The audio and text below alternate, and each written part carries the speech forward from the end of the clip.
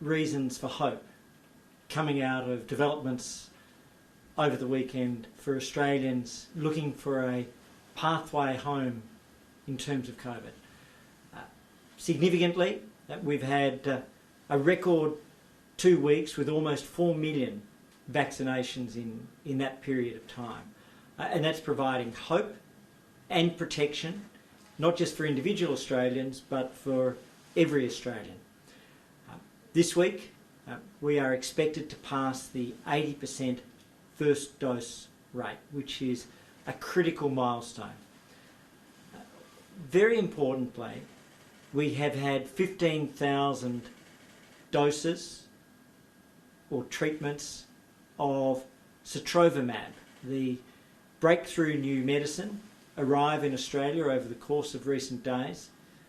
That will be available to patients who are at risk of their COVID becoming serious, and it is already saving lives and protecting lives.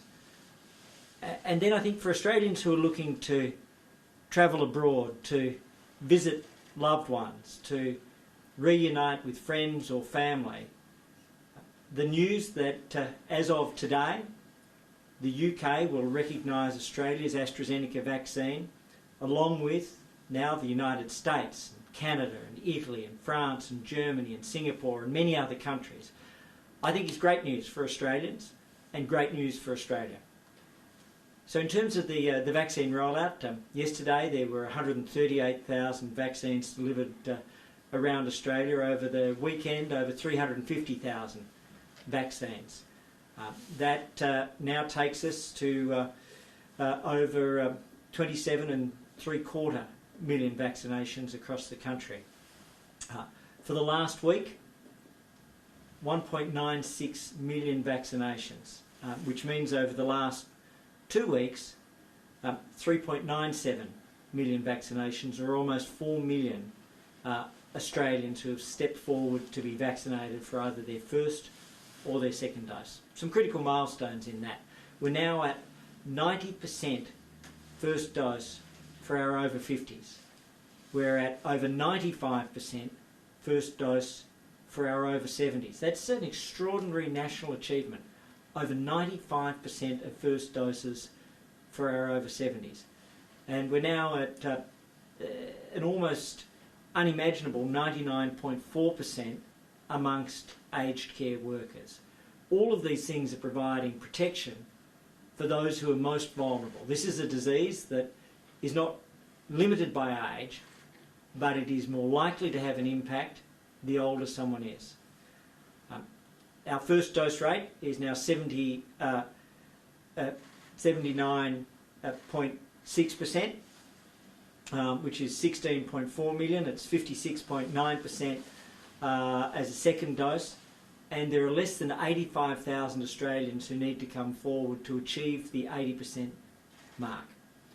In terms of milestones, I've mentioned those, but another important one is that we have 500,000 young people aged 12 to 15 who have already stepped forward. To be precise, 528,000 12 to 15-year-old Australians in 3 weeks have had a first vaccination. So to all the young Australians who've stepped forward, including my young guy last week, thank you very much. I really appreciate what you're doing.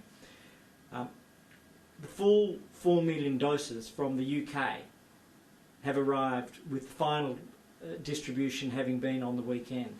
That's an important step. It guarantees that security of supply. And as we heard from the Victorian Deputy Premier, there are numerous vaccination opportunities in Victoria right now, as one example, in one state. And then in terms of treatments, I mentioned sotrovimab briefly before. Australia has increased its order of sotrovimab from 7,700 to 31,000 doses. And we have already secured new supplies in country. So we've now had 15,000 extra courses of sotrovimab, which is a monoclonal antibody. In other words, it helps activate the body and its immune system to fight against COVID. It doesn't prevent it, but it reduces the impacts. And it won't do it in every case, but in many cases it will mean the difference between hospitalisation or no hospitalisation, ICU or no ICU, and in some cases it will prevent the loss of life. So it's a critical breakthrough medicine. So all of those are reasons for real hope. It's a challenging, ongoing task for Australians everywhere, but Australians are stepping up, and I want to thank them and honour them, and in particular continue to urge people to come forward in record numbers to be vaccinated. I'll go to those on the phone and then in the room if that's okay. Tom. Thanks for taking our questions, Minister. Last week, the Victorian government mandated COVID vaccinations for about 1.2 million people. Does that approach have your support, given the federal government has always maintained that it wouldn't make the jab compulsory? And if not, how are you planning to sort of incentivise and convince the last 10 to 15% of people who might still be hesitant or unwilling to be vaccinated? Sure. Look, the first thing is it's a matter for Victoria. As a Commonwealth government, we have maintained a position that our approach is of voluntary participation, but we have always said that it's a matter for states and territories. It is important that people have sufficient time and access to be able to make sure they're vaccinated. So we want to make sure that there are no critical workforce shortages wherever that's done. Our approach with aged care, for example, was we gave a long period for people to meet the mandate. We worked with the unions, we worked with the employers, we worked with the sector, and we've achieved a 99.4% result, and that continues to increase. Then more broadly, what we're seeing is that in the ACT, already they're over 90%. New South Wales is approaching 90%. Victoria is now well over 82%. So the best reason to be vaccinated is, it's a pretty simple one. It can save your life. And every Australian has to assume that at some point they will be exposed to COVID. Every Australian has to assume that at some point they'll be exposed to COVID. So the best reason to be vaccinated is to save your life, and then to protect your family and your friends and your community. And then, of course, to help get us back to our way of life. So these are powerful reasons. We'll just keep going, which is what we're doing. Georgie. Minister, you earlier today said that Australia was in advanced negotiations with the pharma company Merck and Co. for its antiviral pill. But what does that actually mean in terms of the timeline, given that it hasn't been approved in the US? So, and also, if I may tack on a second question to that, do you see in 2022 much more of a global focus shifting towards looking at COVID-19 treatments now new mRNA vaccines have been established? So just two questions there. yeah, sure. So our health defences, of course, have been built on the 4 rings of containment: borders, testing, tracing, distancing. That's what's given us one of the 3 lowest rates for loss of life from COVID across the 38 OECD countries, both throughout the pandemic and in particular in 2021. Now we're adding vaccines and treatments. Vaccines and treatments work together. Vaccines can prevent you getting the disease or seriously reduce the risk or consequences of it.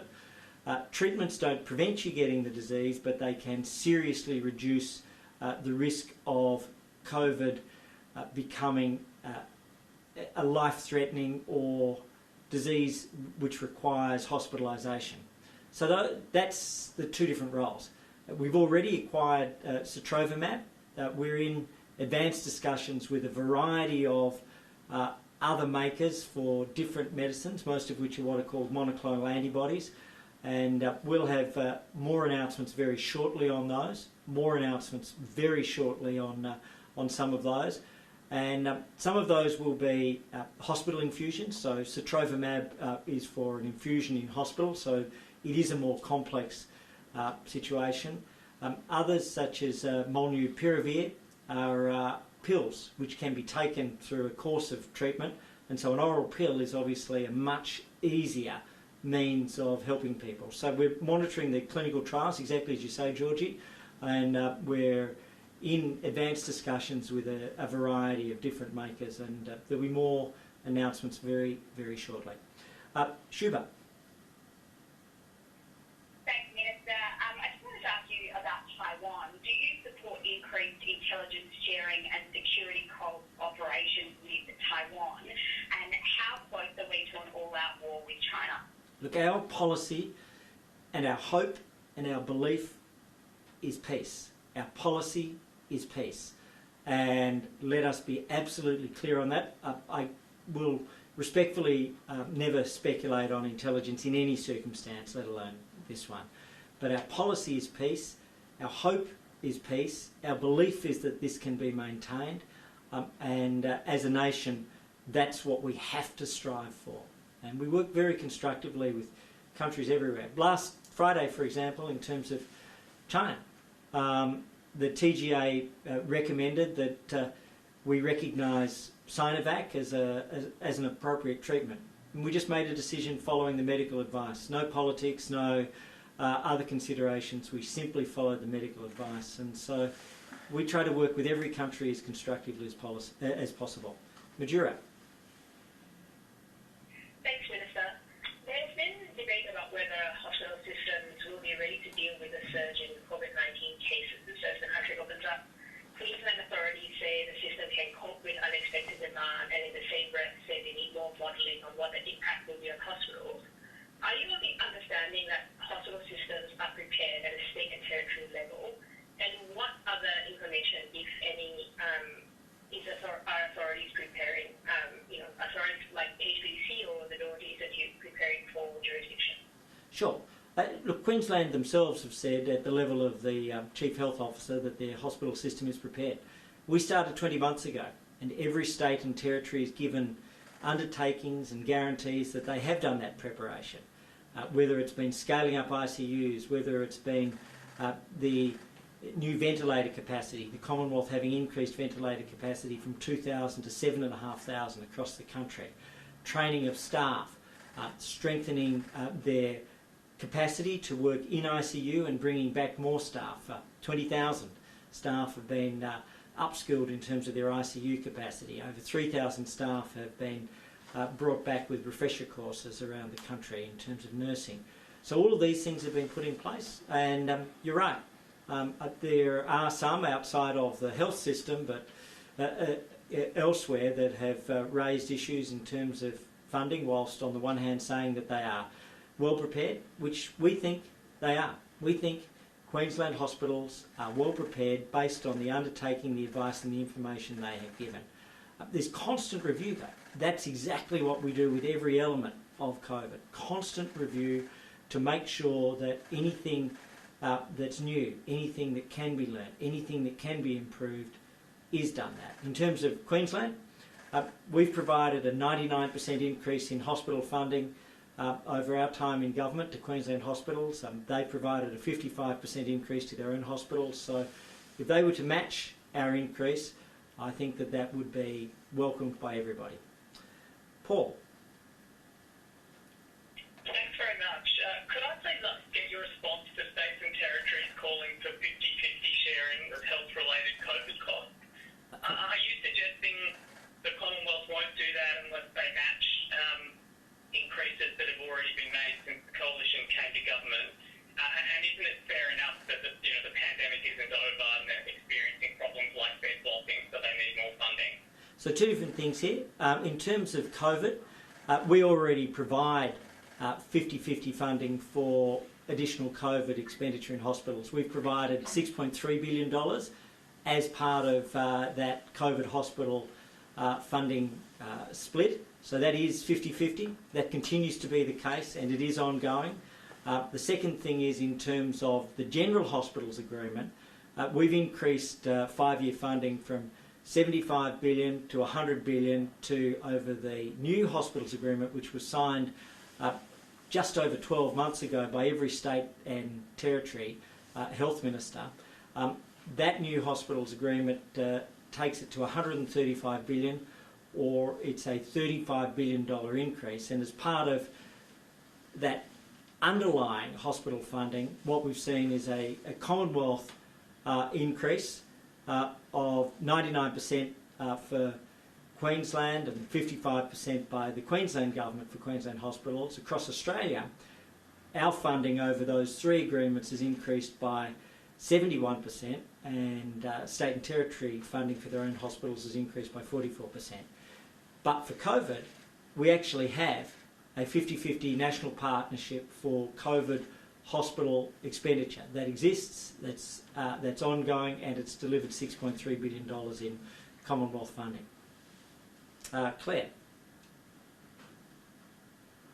Thanks, Minister.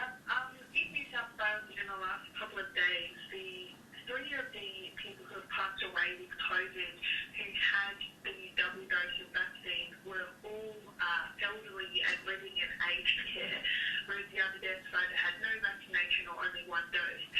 The continued deaths of these very elderly people who are in aged care settings, even though they're fully vaccinated, does that mean that even in the future, in a year, possibly beyond that time, we will continue to have very strict controls around aged care? Are you concerned about the ongoing isolation of our elderly if they appear to still be at risk of dying when fully vaccinated?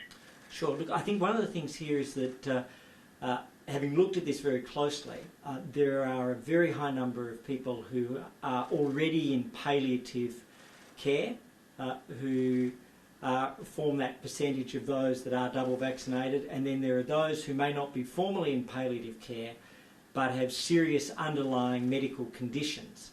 And so that is something that we're very aware of. And so where there are individuals in palliative care, anything can be that last sad cause or trigger, and it may not even be defined as the cause, but it may be the case of somebody passing with COVID, and certainly if they're in palliative care, there's a very real possibility of that. So there are two things here. One is to maintain that protection, and with 99.4% residential aged care workers and 90.2% of residents, and that is very much an individual family choice in that situation, then we have one of the highest rates of protection anywhere in the world. Anywhere in the world. Having said that, we are now working towards making sure that there is greater visitation. In a highly vaccinated society, in a highly vaccinated facility, then we have to be able to give older Australians who are in palliative care, are in the last weeks and sometimes months of their lives, and those who are just happily living with a long future ahead of them, but in the care of others, we have to give them access to friends and family, the emotional support, the mental health support, the human support. So that pathway back to opening up our aged care homes safely, now that they have 99% staff coverage, I think is something to which we are committed, and on which the medical expert panel and the National Cabinet are united. Chloe. Thank you, Minister. Just on Somerville, can you tell me how many hospitals in Australia are actually already using it, and what states they're in? Is all states using it, or just the ones that have outbreaks at the moment? And are you aware of it being used in any regional hospitals yet? So in terms of particular hospitals, that will be a matter for the states and territories to indicate. So we make it available to all states and territories, so it's available on a demand basis. As an example, I spoke with the immediate past Deputy Chief Medical Officer, Professor Nick Coatsworth, on the weekend about the use of Sotrovimab, and his message was it's saving lives already. It's making a difference to the health of patients, that they are using it in the ACT, and obviously it follows the cases by definition, and so it's used where there are cases of people who are at risk. So for individual states and territories, we provide the medicine to them, and they make sure that it's available where it's needed within their jurisdictions. Henry. Are you aware, sorry, just go back to the actual question, are you aware of which states are already using it, and if any of the regional hospitals are yet to use it? So look, it's a matter for them to set out which hospitals they're using it in, and I'm not sure whether or not they're disclosing that, just for reasons of patient confidentiality and privacy. So it's been made available to all states and territories, and I'll ask the department to provide you with the details of which of those. You can't tell me which states are using it yet? Well, it's certainly being used across New South Wales, Victoria and the ACT, where of course the cases are. Henry. Thanks, Minister. When do you expect this new antiviral pill will be available in Australia? Is that likely to be by the end of the year, or is that into next year? And how would it be distributed? Would it be on a per capita basis? Would it be on request, or would it be deployed to where the greatest need is, given that it's used to treat the virus rather than prevent it? Sure. So the two questions there. Firstly, in terms of availability, it would have to be registered. Registered. Firstly, I know that they will be seeking approval in the US through the FDA, but I have spoken with the CEO in Australia and encouraged Merck to apply for molnupiravir to have registration here. That would be in the hands of the TGA, so we've encouraged them to do this at the earliest possible time. Our expectation would be available if it gets through all of their clinical trials, all of their registration processes, and then their supply in the first half of next year, and I would hope we might even be able to ensure that that's available in the first quarter of next year. We are working, as I say, across a number of different treatments. This one, molnupiravir, is also what's called a monoclonal antibody. In other words, it activates the body's immune system. It comes, as you say, in an oral tablet, and these would be made available on the basis of need right across the country.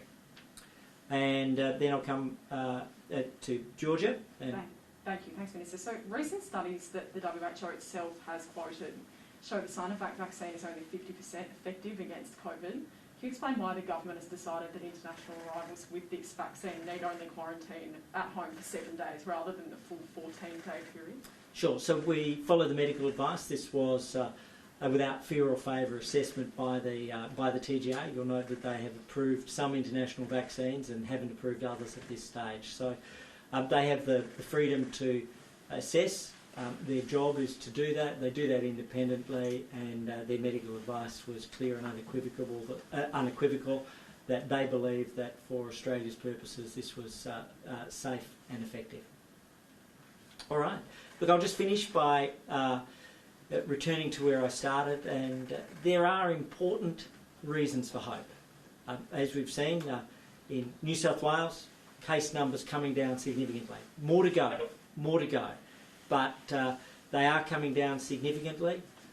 In Victoria, yes, it is a big challenge. I know this is my home state. It's where I live, and I know the challenge. But we are beginning to see the flattening of the curve in Victoria. None of us can say that it has stopped its increase, but we are beginning to see some important signs, and those Victorian vaccination rates are going up. The challenges that people face, I know, are real. But those signs of hope, the doses arriving from the UK, Sotrovermab arriving, and almost 4 million vaccinations in the last 2 weeks, what that says is that in the moment of need, Australians are stepping up to support themselves, to support each other, and to show us the best of the nation. Thank you very much.